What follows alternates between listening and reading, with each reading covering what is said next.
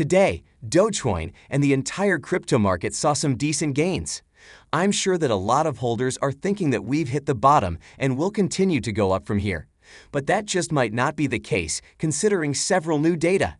Before we look at it, let's look at how the crypto market performed today. So the total market cap of the crypto market is up by 5% today. Doge, Bitcoin, and ETH rose by 5% too, and the biggest gainer was Cardano. Now, let's also look at the current price correlation between Dogecoin and Bitcoin.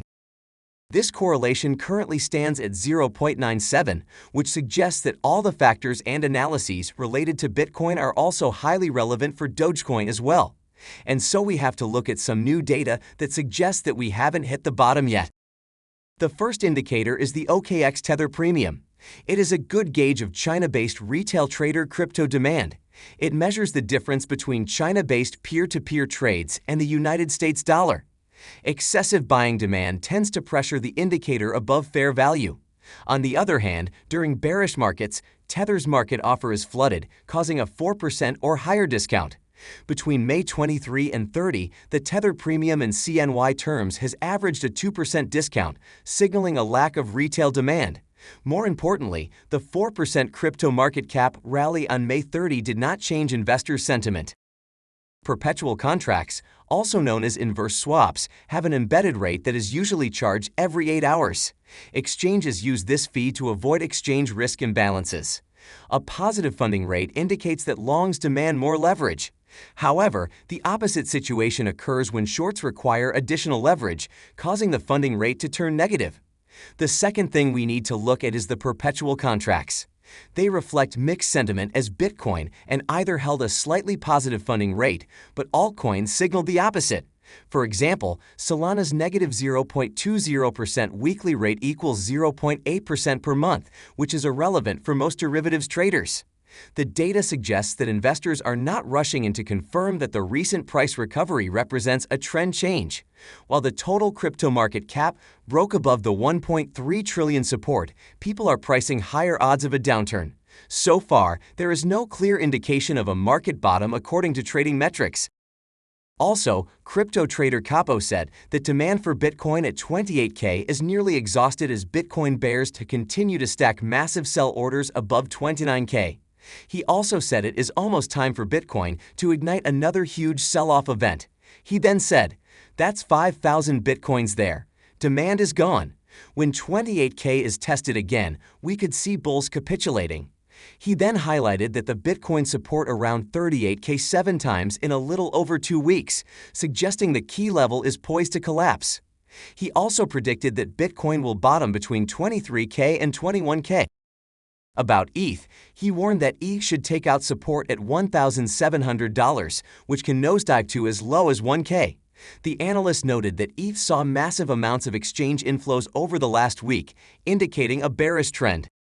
Now let's talk about cryptos decoupling from the stock market. The decoupling is the moment when Bitcoin's price diverges from equities and starts going up when equities go down. The decoupling is the moment when crypto and equities become negatively correlated to each other.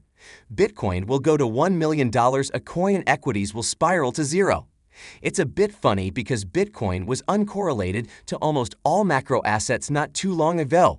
In 2022, these stock indexes moved from a weak positive correlation to Bitcoin into the positive strongly correlated band of more than 0.7. Just a year ago, the S&P 500 and Bitcoin's correlation coefficient was negative and close to zero. Correlation moving from near zero to strong in a year is remarkable. On top of that, this correlation was strongly negative back in 2019.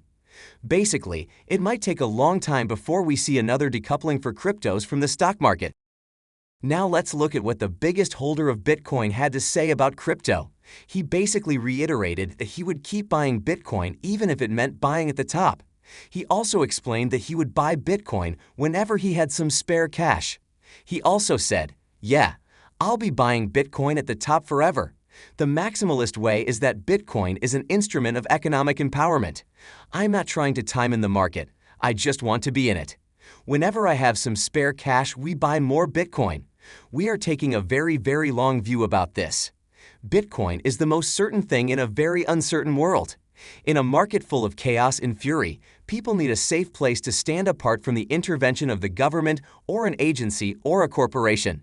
So Bitcoin represents a fair, open, equitable network with a very simple promise to anyone who wants to join, which is what you own is yours and no one will take it away from you. Moving on, Real Vision CEO Raoul Pal said that he believes ETH will likely outperform Bitcoin in the long run. He said that even though the top crypto asset by market cap beats ETH in total trading volume and number of active wallets, Ethereum has found a way to outperform Bitcoin over the last few years. He said, "If you think of Bitcoin, Bitcoin exchanges more value each week than Ethereum does. Ethereum has a lot of transactions. Transactions are a red herring. Its total value and number of active wallets and Bitcoin beat both. However, if you look at Ethereum, the change in values, the rates of change in those two values in Ethereum are higher, which is why Ethereum's been outperforming Bitcoin over the last couple of years, and I found it's really useful. It shows what price is and the price is pretty good." When asked if he remains more bullish on Ethereum than Bitcoin, Powell says he still is and that other altcoin should also eventually outperform the king crypto as well. He then said, "If you believe the future is in the technology, in blockchain technology, then this whole digital asset space should outperform the safe haven. That's just how things work. It always works that way and therefore, there's a higher beta.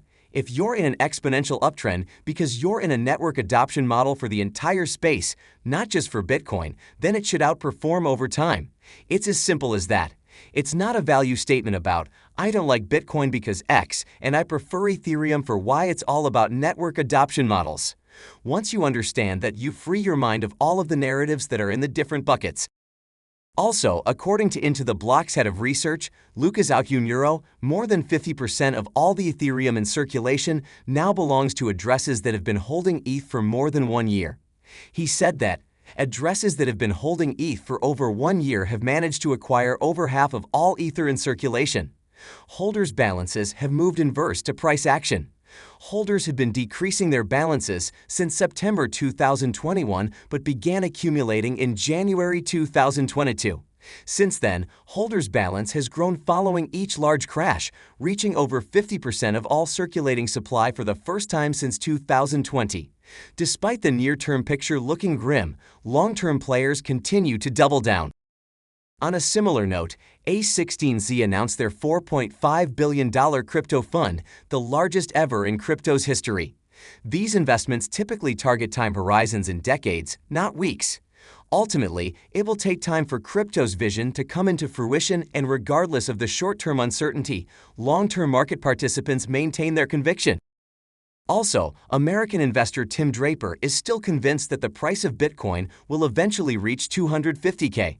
He also predicted that more women would start using Bitcoin. This would significantly expand the crypto's user base. Draper then said, "All of a sudden, all the women will have Bitcoin wallets, and they will be buying things with Bitcoin.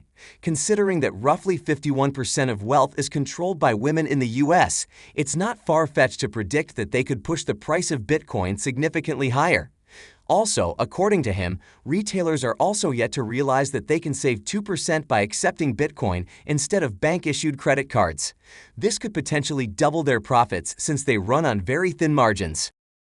If you don't know, he has repeatedly predicted that the price of Bitcoin would hit $250K by early 2023. Back in 2020, Draper, who was an early investor in Skype and Hotmail, said that he would make Bitcoin an official currency in the US if elected president. In 2014, Draper purchased 30K Bitcoins at an auction conducted by the US Marshal Service. Back then, he accurately predicted that Bitcoin would hit 10K by 2018. Now coming back to Bitcoin, let's look at its technical indicators after today's bounce.